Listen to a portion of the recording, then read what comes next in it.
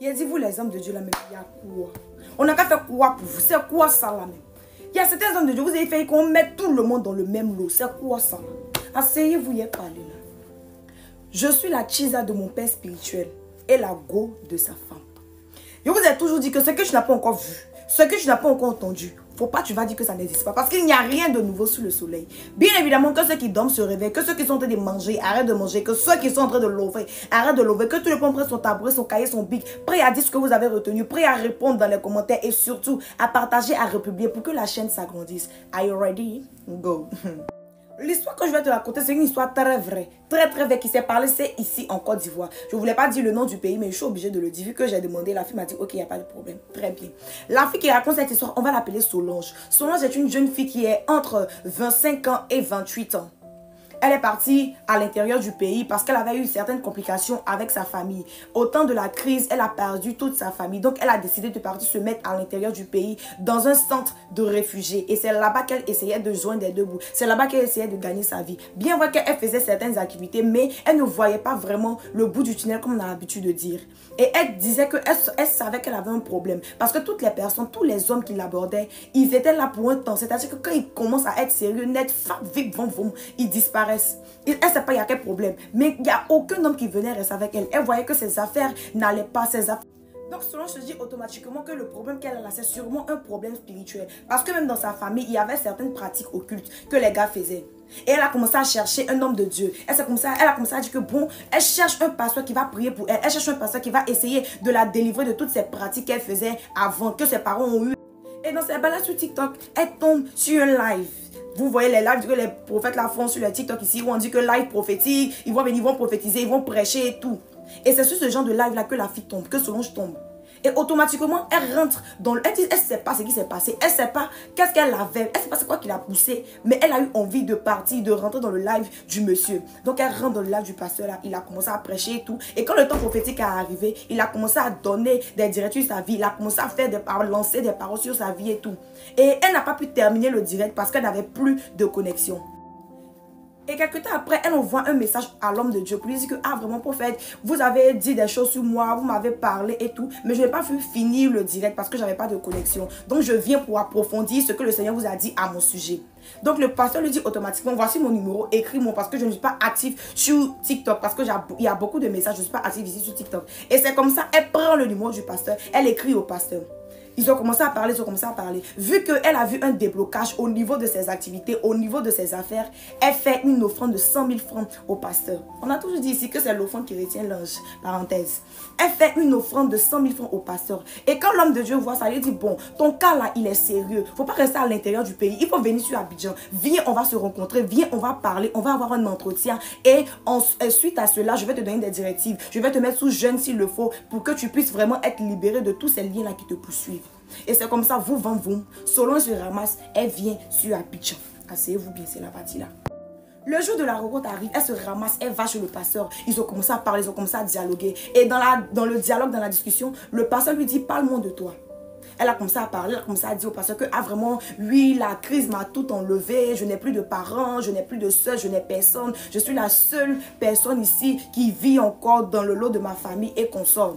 Donc le pasteur, il a eu un peu pitié. Il a dit, bon, où tu es là-bas, est-ce que tu as de l'argent? Est-ce que tu as un travail fixe? Elle dit que non, elle n'a pas vraiment de travail fixe. Elle essaie de se débrouiller dans les ventes et tout. Et ça, là, même, elle a fait une offense sacrificielle parce qu'elle voulait vraiment sortir de tous ces liens qui étaient derrière elle. Le pasteur lui dit, d'accord.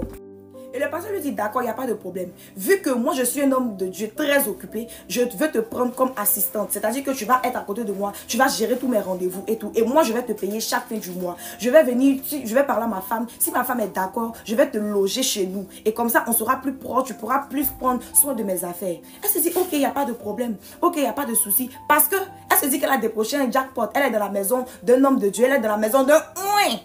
Donc, rien de mal ne peut lui arriver. Et c'est comme ça les choses sont parties du tic au tac. Le pasteur la présente à sa femme. Oui, vraiment, c'est ma nouvelle assistante et tout. Et elle dit qu'au bout de 2 mois, elle était déjà stable financièrement. C'est-à-dire, elle ne payait rien. Elle est dans la maison, elle ne fait rien. Elle ne paye rien. Elle ne fait absolument rien à pas s'occuper des choses du pasteur. Asseyez-vous bien, c'est la partie là. Et elle dit qu'elle et puis le pasteur, ils ont commencé à vraiment être très très proches. Elle a commencé à être proche du pasteur. Vous savez que quand tu es trop proche de quelqu'un là, il y a certaines affinités qui se créent, il y a certaines sensations, il y a certains sentiments qui commencent à naître et tout. Et puis le pasteur aussi, elle dit que le pasteur c'est un homme frère, c'est un frère, un bon pasteur, bien battu, bien, en tout cas il avait la corpulence d'un homme de Dieu bien bâti, d'un homme de Dieu qui a la carrure d'une fille. Elle est forte. Et donc c'est comme ça. Elle dit qu'elle faisait le voyage avec l'homme de Dieu. Il partait dans les croisades. Elle gérait ses réunions et tout. Et une fois, ils sont allés à l'intérieur du pays, précisément à Yamoussoukro. Et quand ils sont partis, ils devaient faire une convention. Et pour eux, ils allaient partir rapidement pour revenir comme ils sont véhiculés. Et la convention a tellement duré, donc ils étaient obligés de prendre un hôtel sur place. Ils n'avaient pas réservé, ils étaient obligés de prendre un hôtel sur place. Et là-bas, on leur dit que c'est une chambre qui est disponible. C'est-à-dire que dans l'hôtel où ils veulent partir dormir là, c'est seulement qu'une chambre qui est disponible. L'homme de Dieu dit, bon d'accord, il n'y a pas de problème. Vu que c'est une chambre qui est disponible, il se fait déjà tard. On ne peut pas conduire à ce moment-là, on ne peut pas conduire à cette heure. On va donc dormir ensemble dans la même chambre. Et voici que tout se mélangea. Et voilà, l'assistante, c'est-à-dire Solange et le pasteur ont dormi ensemble dans la même chambre. Ou même vous êtes au courant qu'un homme et une femme dans la même chambre, aussi spirituel que tu sois, pas parce que tu n'as pas bien prié là, hey, tu es capable de tomber.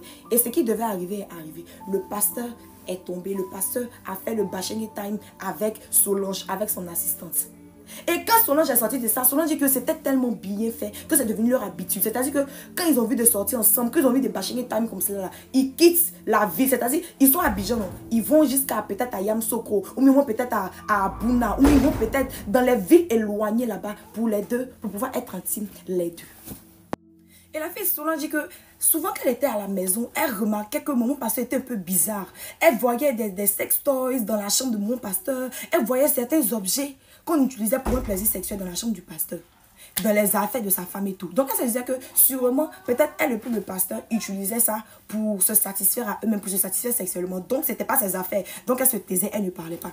Sauf qu'un jour, elle est à la maison, elle entend certains gémissements, elle entend quelqu'un qui est en train de gémir d'une manière bizarre. Pourtant, le pasteur n'est pas là. Pourtant, le pasteur n'est pas là. Il était peut-être 2 heures ou bien 3 heures. Le pasteur n'est pas là. Donc elle se lève, elle essaie de partir dans la cuisine pour boire de l'eau et qu'on sort. Elle voit mon pasteur entrer son vrai en lait avec un vibro. Et elle dit qu'elle a commencé à regarder. Elle s'est cachée. Elle a commencé à regarder mon pasteur. Elle a commencé à regarder mon pasteur. Dans ça, afin de regarder mon pasteur là, ça a égayé ses sens. Elle aussi, elle a eu envie. Donc mon pasteur l'a vu. Mon pasteur lui a dit que viens te joindre à moi. Et c'est donc elle est quittée derrière la porte de la cuisine. Elle est venue trouver mon pasteur dans la cuisine. Donc c'est dans la cuisine là que Solange et puis la femme du pasteur et puis maman pasteur, les deux se sont envoyés en l'air. Elle dit que de la même que mon pasteur l'a prise, même le pasteur, depuis qu'elle commence à chercher garçon, il n'y a pas de garçon qui a su manier son corps comme mon pasteur a su manier son corps. Donc c'est resté, c'est devenu leur habitude. C'est devenu leur habitude parce que le pasteur avait voyagé, il était parti à Dubaï pour 2 mois. Donc c'est devenu leur habitude. C'est-à-dire pendant les 2 mois là, la fille et puis la maman pasteur ont commencé à s'envoyer en lait dans tous les coins de la maison.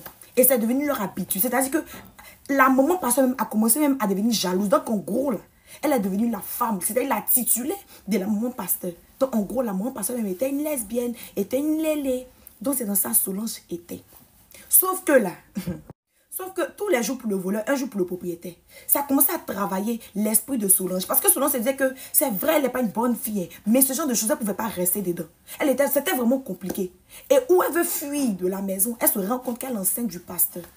Elle se rend compte qu'elle est enceinte du pasteur. Elle a 4 mois de l'enfant du pasteur. Donc elle se demande là, qu'est-ce qu'elle doit faire? Si elle doit fuir avec l'enfant du pasteur, ou soit si elle doit, avant de partir, dire toute la vérité. C'est-à-dire dire quelle est la go de la femme du pasteur et quelle est la chisa du pasteur avant de partir, ou soit se taire, laisser jusqu'à ce qu'elle accouche, ou bien poser un ultimatum pour soutirer de l'argent au pasteur. Pour TikTok Award, je compte sur vous pour me voter, les amis. Je suis votre camarade préféré. Merci. N'oubliez pas de partager et de republier. Alors, bisous.